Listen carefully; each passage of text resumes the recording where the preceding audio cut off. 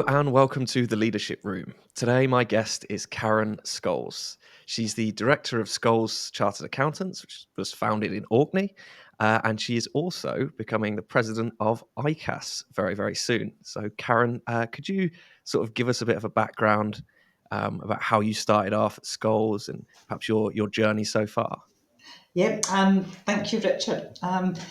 Yes, my journey started some time ago, obviously, and I did an accountancy and finance degree in Edinburgh, and then I went to work for a firm called Whitelaw Wells, which are a sort of small, medium-sized firm in Edinburgh, and trained as a chartered accountant with them. And then a few years after that, I came back up to Orkney to join my dad, who ran his accountancy practice. And my dad was also a member of the Institute. So when I joined my dad, there was three of us in the office. There was myself, my dad, and actually my sister Inga. So the three of us, and sometimes if we were lucky, my mum would come in and help us. So it was a real family business. And since that time, very sadly, we lost my dad age 61. He passed away, and at that time, then I became the sort of principal in the practice, and we just have, growth's been a real factor in the firm. We are now across four offices. Head office is still in Kirkwall in the Orkney Islands, but we're Aberdeen, Edinburgh, and a satellite office in Lawrencekirk. And we have nearly 40 staff members, and we're training students with ICAS.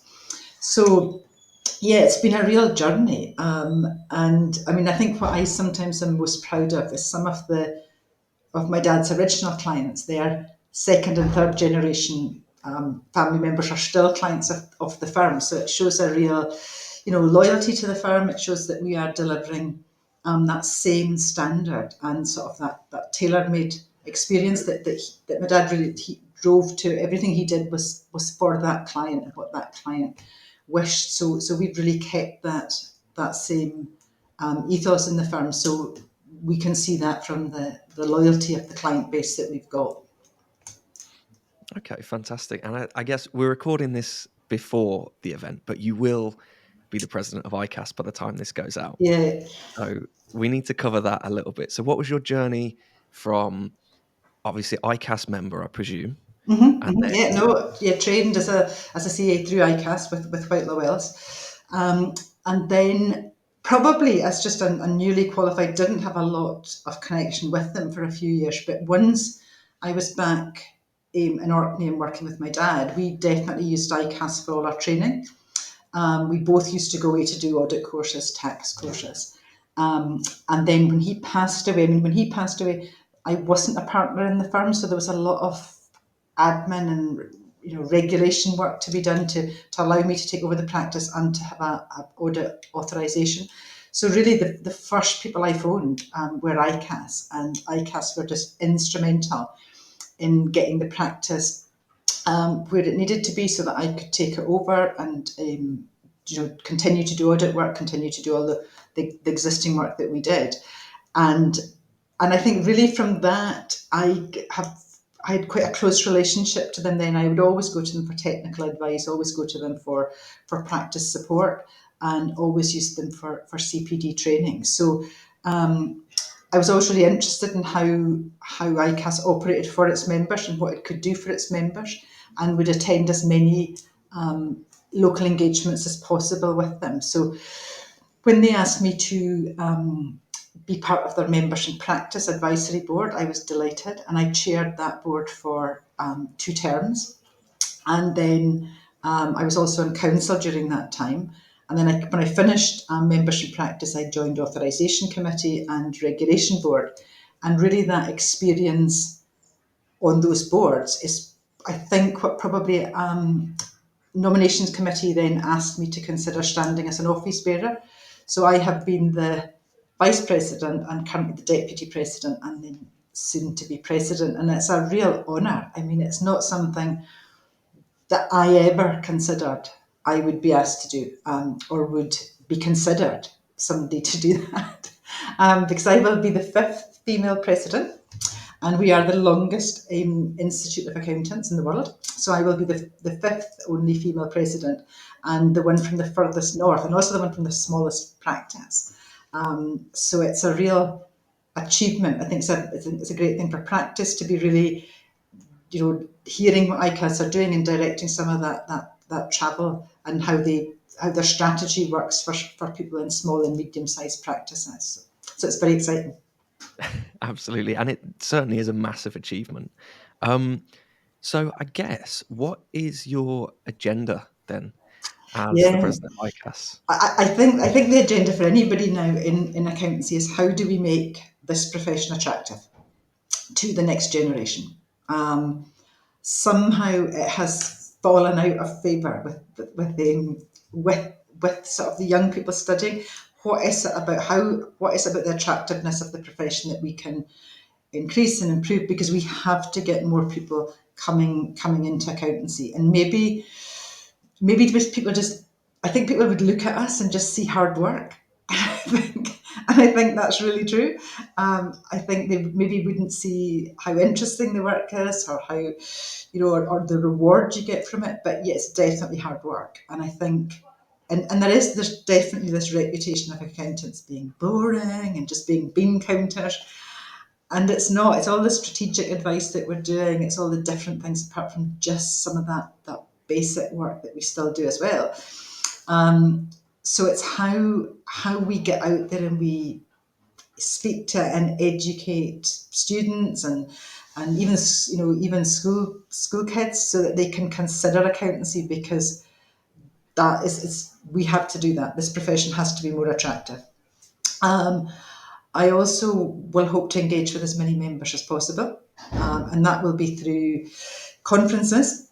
There's the In Practice conference, there's the Ethics conference, the Sustainability conference. So through that, I will hope to speak to and engage with as many members as I can.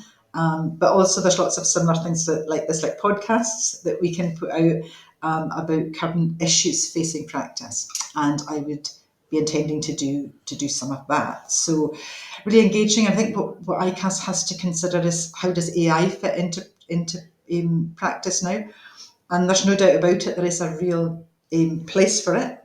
And maybe that place is to take away some of that more mundane work, so that the work that we do becomes much more exciting strategic stuff. And maybe that will then help address that attractiveness of the profession. So we all need to consider, the real worry about AI is how safe is the information? How safe is the data? So again, all of that needs to be, these are huge concerns of people in practice, and that's what we need to find out. And then we need to find out how that fits in, but still allows us, because AI can never know the client, not the way that we know them. AI can't have a business relationship with a client, because it just can't. So we that they can't replace the accountants. AI can't replace us, but we can work together, maybe to make our jobs slightly more interesting, less routine, which then might help that attractiveness of the profession. So AI is a big thing. Looking to get people into the profession, looking to keep people in the profession so that they don't move off to industry or finance or something. And I think that, and just engaging with members, saying, right, what can ICAS do on your behalf? Those are sort of where I would see that next 12 months, and what I would hope to be working with. I think it's really interesting. So many industries and professions are working out where they sit with Mm, AI at the moment. Same for, like, obviously, as you know, my background is as a writer. yeah, When it first came in, it was kind of quite scary, knowing, where do I fit into this? How do we use it? Is yeah, this going to impact the whole of marketing? mm-hmm, Can we use it and take advantage of it, but make sure it doesn't, replace us? And so far, it seems to be in every profession that it's useful as a mm-hmm, tool, but not yeah. replacing too many people, as And far as I can yeah, see. we can't ignore it. I Yeah, think that's the key thing, and we have to be aware of where there are limitations with it.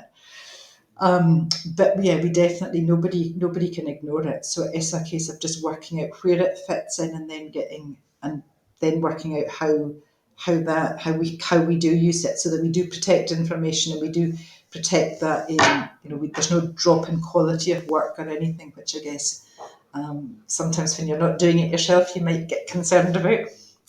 Yeah, absolutely. I wanted to ask you about private equity as well. Mm. So is that a concern for accountants? I see a lot of firms being bought out, and I mean that's not just accountants, but is that something that you're Yeah, aware of? And definitely. I mean, the amount of private equity now in the industry and the amount of consolidation in the industry is a real concern. Um, I mean, I can see why, because when you look at America, the private equity have been investing in accountancy practices for some time, and private equity look for that that consistent turnover, profitable business, and we are that work comes, and we're sort of recession proof, because when a recession happens, people tend to need us more. So we've got that that consistent flow of work that comes through, that consistent sort of profitability that comes through. Um, so I can see why we would be attractive. They can also see that if they buy a few firms and consolidate them, then there's economies of scale, and they can actually come up with quite a big practice that can take on some of the big four. They can be a real challenger firm to them. So that I can see why, and then I can see the firms. I think, why would they involve private equity? But again, this the succession planning is such a big issue, and you've got these partners sort of looking to retire, and for some reason there's just not the same number of senior staff wanting to become partners, wanting to do that financial commitment, wanting to come into that role, and again, it is just the attractiveness of the profession, and maybe they just look at those senior partners and just see loads of hard work and lots of late nights doing work, and it's not so attractive to them, and maybe again they've got other demands on their capital, or its capital's expensive nowadays. So I can see succession planning is a real driver for speaking to private equity. I also think private equity come in and they have lots of cash, so they can help, but particularly in terms of digitalisation, they can put money into a firm. A firm can then expand all its IT kit and everything, and it can look at new software and new models. And I think that's good. I think they can also then benefit from consolidation. They can be part of a bigger firm with more staff, and it's quite exciting to be part, as opposed to being maybe a small firm in a rural area. So I can see all sides of that, and I can see why it's happening. I think for me, the biggest worry is if profitability and return on equity becomes a driving force, where does quality of work then sit? And in terms of, if you're sitting there and you've got some sort of ethical question, or you're not quite sure and you're thinking, we'll just keep working on this till we get the right answer, but you've got a board that are looking for profitability and return, will we retain the same quality? And it is, it's public reputation in terms of accountants in the profession, and that has to be the most important thing. We have to retain that. And I guess that's where the big question mark is, when it's not being driven for the actual outcome, the correct outcome of the auditor or the accountant, and there's that sort of driver for profit. Then there's a bit of a conflict, and somehow that would be the issue that we would need to resolve. But I can see why, for both sides. So I can see how it's happening, and it is definitely happening. And I think also that then for smaller firms that are not sort of with private equity like ourselves, we then struggle to compete with them when we're looking to recruit staff, or to retain staff. So it's quite a battle in the industry at the moment, and certainly one that, in terms of saying you're a firm of chartered accountants, if you're owned by private equity, are you really a firm of chartered accountants? So the whole, reputation, the whole regulation side of it is something that the ICAS are definitely looking into, along with all the other accountancy bodies. so a lot of this is coming down to recruitment and retention and getting I know. young, fresh blood through the system, right? Yeah, So because it will. you I mean, private equity firms will be attractive to them because, again, you're not buying in; it's the capital's there. there's capital there for expansion and for to buy new to invest in the practice premises or whatever. So for somebody coming in, it's a really it's quite an attractive thing. So there are so it's, yeah, there's lots of pluses and minuses, and the overriding thing is quality of work and public interest, so that we always keep that quality of work there, and that sort of ethical debate about the where private equity would sit in it.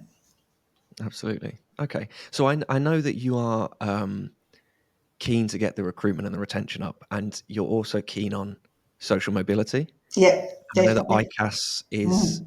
doing some work around that. Do you want to talk about Yeah, that a little bit, Karen? the ICAS is a huge supporter, and in terms of finance and staff and everything, of the ICAS Foundation. And the ICAS Foundation is there to give grants to students studying accountancy or finance, where the family income, the parental income or the guardianship income, is under £24,000 a year. So if you are studying and you wish to go on and study and you've got that low parental family income, I can step in with an annual grant of £2,500 plus a mentor. And I sometimes think the mentor is just as valuable as the money. Um, because again, sometimes people might not come from a background where they have that person encouraging them to study and encouraging them to go for, for placements within the big four firms or something. They maybe don't know where who the firms in the industry are to speak to, depending what your interest is. So that mentor will guide those students to make the right decisions. And then also some of the firms that sign up to the foundation will provide, summer internships and other paid work for the students. So not just do they get the grant, they get the opportunity to do relevant work experience, and they get their mentor. So it should make sure that everyone from any social background, any location, would have no barrier to access to the profession. So, and you do, when you speak to some of those foundation students, they've had a really hard life. I mean, just so hard. And they have got through that. They've got accountancy qualification. They've gone to one of the, quite often the big firms, and trained, and they're now, fully qualified CAs in PwC or KPMG or EY or something, doing great things and huge careers in front of them. So it's so encouraging to see it, and they speak so fondly of particularly their mentors that they've had, so who really do guide them through that journey. So something I'm really keen to support and do as much fundraising as I can, and there will definitely be elements of fundraising for that during my presidential events. Fantastic. I look forward to seeing those. Um, so Scholes itself seems to have that mentality a little bit as well. Obviously, you have youngsters coming up all the way through Scholes, and a lot of your staff members have been in the business for quite a while as well. Yeah, I think that's something that we really pride ourselves in, is in taking young people on, identifying young people that want to work, want to learn, and then giving them that real platform to study for a professional qualification. And I think if you said what were one of my aims to have been when we were setting up and growing this practice, it would have been to have an office where people want to work. That would be a real that would have been my goal, to say I want people who want to come to work every day, that people, when you meet them and say where do you work, that they're proud to work here, that they're really pleased they work here. So that was always my goal, and I like to think we've largely achieved that. We're never frightened to make the right decision. If somebody's not somebody doesn't work, or they're not right for us, then we will make those decisions. But we really do want to encourage young people to come in and to study with us and to gain professional qualifications. We like everybody in the practice to have some form of learning that they're doing, and we encourage that. So yeah. Fantastic.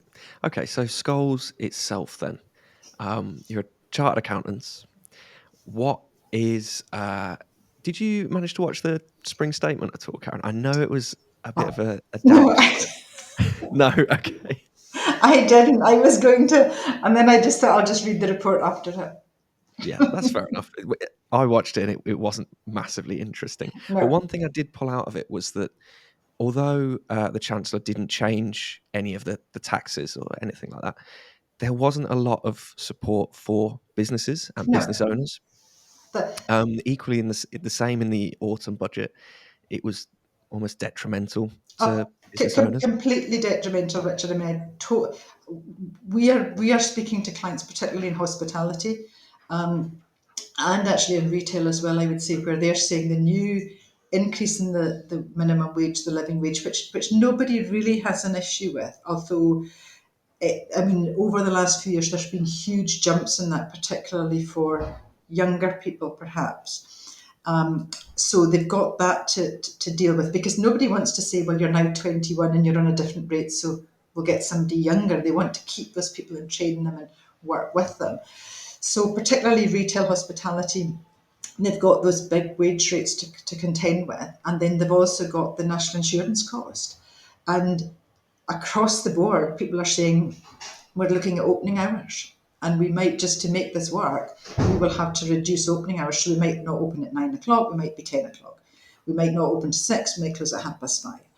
So actually, the government said that was a budget for growth, but the people, if people's hours are cut, they're going to end up with less money in their pocket, not more, because that's the only way that business can still balance their books. And that's not a budget for growth. That's going the opposite way because that increase in the NI plus the increase in the living wage it's a real cost. I mean, it's tens of thousands of pounds, even for a small business, really. It's lots and lots of money. So people can't just absorb that. Business can't just absorb that additional cost. And I think that's the biggest challenge that we are seeing. We're still seeing that. I mean, we're coming into the summer months now, particularly in Edinburgh and Orkney.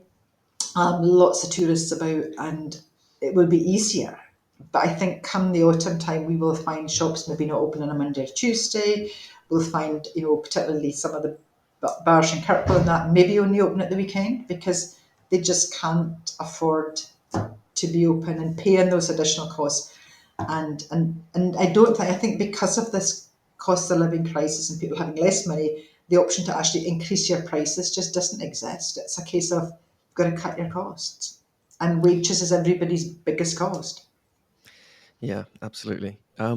So as an expert in this then, if you could give sort of one piece of advice to businesses that were struggling, Oh, what would it be? I know that's an incredibly difficult question and maybe yeah. quite an annoying one because it's more complicated than that. I think in terms of businesses that are struggling, you've got to look at your costs. You've got to, it's great going for growth, but that's you can't just growth just won't come. You've got to look at how you market your business and how you grow it, but actually reviewing all your costs across the board, which slightly probably contradicts if you asked me what advice I would give somebody that was starting out in business, which is something that we do get asked. And I always say to them, look at what money you've got and employ the best advisors you can with your money. So whether that's the best for you, accountants that you can afford, or the best marketing people that you can afford, you or the best solicitors or the best whatever, you get the best team that you can afford. And if you listen and get advice from that team, they will be the people that support you. Whereas if, you see some people who start up in business and then they use a friend of a friend to do this and a friend of a friend to do that, and they just never quite get the start maybe that they should get. Whereas, so I always say to people, don't stint on your advisors. Always. So that's whereas now I might be saying if somebody was struggling, I'll look at the costs of all these things and look at the cost benefit analysis of them. But I would never say that to somebody who was starting out. So Okay, that's good. I like that. I like that. And then the other aspect that I wanted to ask you about, Karen, is I know that Orkney, you've got and Scotland generally, agriculture, big Yeah, aspect of things. The thing that came out in the uh, autumn statement was basically, I mean, you know, yeah. farmers are on the back burner and the government's kind of They, not too yeah, bothered about it. I mean, it seemed quite a harsh and odd yeah. move to me, but I what's mean, your kind of analysis of it? basically, they're saying that agriculture is not a business, that Yeah. it's some sort of investment. Now, I will speak to farmers most days of the week who work the longest of hours in sometimes wind and rain, conditions that we wouldn't be outside working in, and they, particularly right now when they're lambing and calving and they're then spring work and then it's harvest and then it just goes on and on. And it may be that they are asset rich because their land, particularly wherever that's based, has got a big value.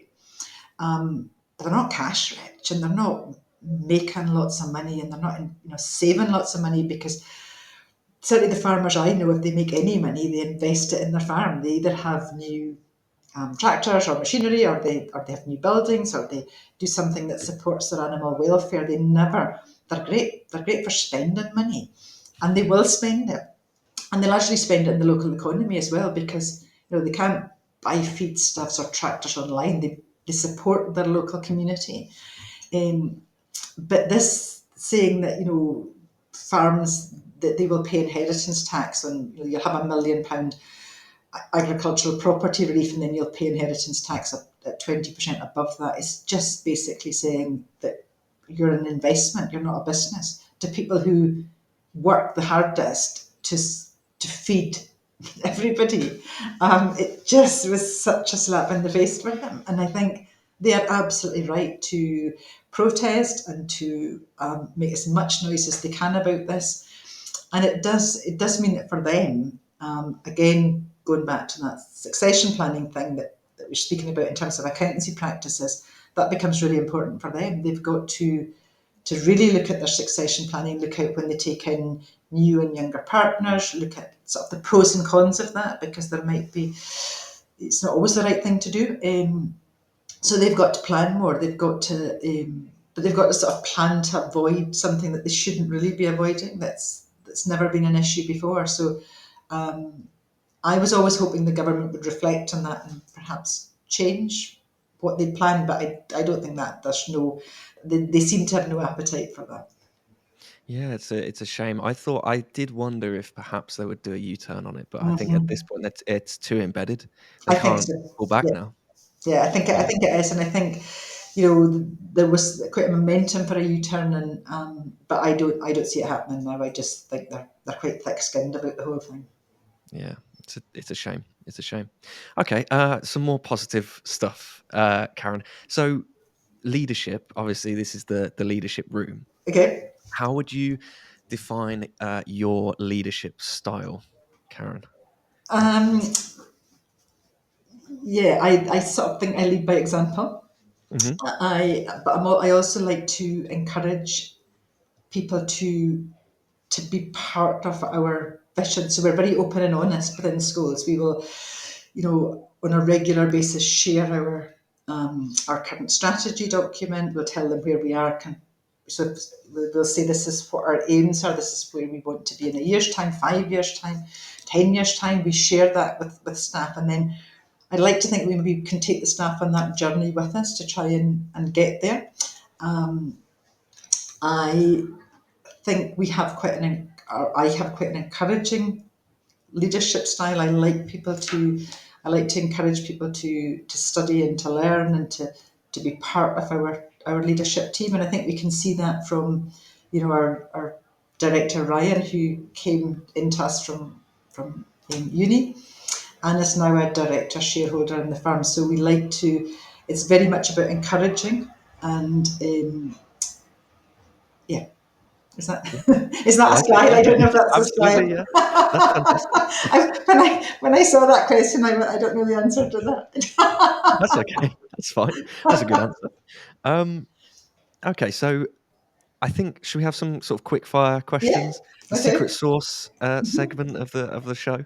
Um, what's the best piece of advice you've ever received? I think that was probably from ICAS. When I went to them after my dad had really suddenly passed away, and I was just like, oh, I just don't know what to do. And they went, Karen, you can do this. Just get your head down and work hard, and you can do this. Just set your mind to it, have a goal, and you'll get there.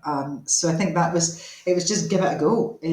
Don't be frightened to give it a go. Don't be overwhelmed by something. Just break it down into smaller chunks and think, if I get that done today and that done and that done, then I'll eventually get there. And also, I think for me, the biggest thing was not to be frightened of change, and growth, because again, when you've been a sole trader and the decisions are all yours, and you get to decide that, then to say, right, well, we're going to grow the practice and bring in other directors, Evan and that, and Ryan, and actually, so not to be frightened of change, not to think change is a bad thing, but actually to achieve those objectives of growth in that, and to have a bigger office, and lots of people to collaborate with. You've got to be prepared to embrace change. Love it. Love it. Fantastic. One habit that has contributed to your success? Yeah, I don't mind working hard. Yeah. I am prepared to put the hours in, as everybody, as my poor husband would tell you. I think I can't really put that success down to much other than I'm just prepared to work hard. I Hard love work. what I do. I love the people I work with, where I work. So actually, maybe it doesn't seem like work sometimes, but yeah, there's no magic answer. I've just worked hard. I like it. What's the biggest myth about accountants that you'd love to Yeah, we're debunk? not boring. It's just, it is, I mean, what can we do? I don't know what we can do or say, but we're not boring. It's just that is the biggest single myth about accountants, that we're all just bean counters, and we're sitting here with abacus, and yeah, we're not. So I Yeah. think if somehow we were able to explain, what we do, what the different things we do, how enjoyable this job is, there's very, I yeah, I think when you speak to people who do the same job as we do, then you get people who understand it. But there's just such a lack of understanding, I think, as to what our day job looks like and how varied it is and how interesting it is. That yeah, we need to not have that myth that accountants are just the butt of all jokes. Now, having worked with a lot of accountants, I would agree with that. It definitely Yeah. not. I was surprised when I first started working and doing marketing for accountants, obviously, at the breadth of things that you do. It's Yeah, not yeah. just accounts, it's business advice, tax Mhm. advice, payroll, it's Yeah, yeah. audit. There's so many things. Mhm, mhm. Yeah, no, absolutely agree. Uh, one thing you wish you knew when you started your career? Oh. I think actually, yeah, that there's no end to it. Like every day, every month, every year, there's learning to be done. So you never get to an end result. Like if you think, oh, I'm a CA now, that's great, and then oh, but they've changed all the tax. The taxes have changed this year. Inheritance has changed. Capital gains tax. There's no longer retirement relief. It's now entrepreneur's relief. And the audit rules have changed, and the charity audit rules have changed, and the financial statements don't look the same. So, even now we're just speaking about the autumn budget, and the inheritance tax has changed, particularly for farmers. So you never get to a stage where you can go, "Ah, just don't need to do CPD any longer." You just have to constantly study, constantly learn. And I think I guess I never thought, when you embark on a career, you might think, oh, well, I'll know all of that at some point and I'll be able to do my job without, but you can't. So it's that constant study and constant learning. I probably didn't appreciate at the start. I That must maybe be thought I incredible would as just well, know though. everything at some time, and that will never happen. Yeah, I that really must be appreciate that. yeah, yeah, but that must be, like, an enjoyable aspect of the job, though, as well, right? Like, Yeah, I yeah, would no, love that, like, that's brilliant.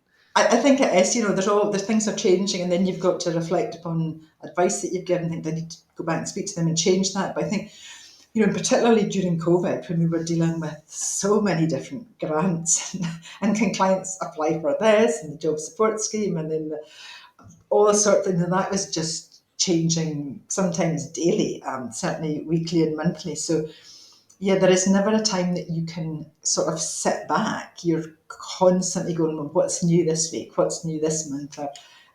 So it's not a, yeah, I don't think you never quite get there knowing everything. So Absolutely. that's probably something that I didn't quite appreciate that has kept me interested in, but also just kept me studying. All right, fantastic. Karen, thank you very much for coming on the podcast. What is next, other than congratulations on becoming president of ICAS? What's next for Scholes? Yeah, well, I mean, we're not finished. I don't think our growth strategy yet. We have a great team in Edinburgh, and we certainly have our new offices in Edinburgh, which are much bigger than the number of staff we have there. So I guess expanding that Edinburgh office is a real sort of objective for us. Looking at how we're going to do that, whether we do that as a merger with someone, or whether we somehow, look at sort of acquiring new clients, or something. So I think that Edinburgh growth is a real important thing for us. We have another new ICAS student starting in the Kirkwall office in April.